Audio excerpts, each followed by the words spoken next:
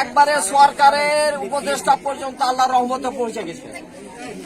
সকলের দাবি, প্রশাসনিক, আইন বিভাগ, বিচার বিভাগ সকলেরই দাবি যে তোমাদের প্রতিষ্ঠানের যারা হিতাকাঙ্ক্ষী স্থানীয় যারা প্রাণ দিয়ে যারা মাদ্রাসাটা গড়েছে তারাকে এই মাঠ এই মাদ্রাসা রক্ষা করতে হবে।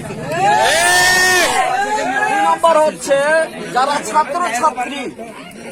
ছাত্রছাত্রী আনাম যথেষ্ট এই মাদ্রাসাকে রক্ষা করার জন্য। সকলের কাছে উদ্যত আহ্বান জানাচ্ছি, এই মাদ্রাসার জায়গা জমি ক্ষতি সমস্ত কিছু সংরক্ষণের জন্য তোমাদের কাছে আমানত স্বরূপ।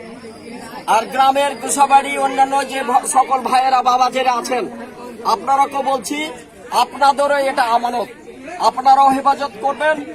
আর সামনুর বেগম ইসরাইল এরপর মদতদাতা যারা আছে সহযোগিতা করছেন মেহরবানি করে একটু ভিডিও করে খালি দিবেন। রাব্বানির হোয়াটসঅ্যাপ, আমার হোয়াটসঅ্যাপ আছে, তারপরে প্রশাসন হোয়াটসঅ্যাপ দিয়ে দেবো, একবারে নেম প্লেটে লিখে দিয়ে দেবো, খালি মোবাইল করে পৌঁছে দিবেন।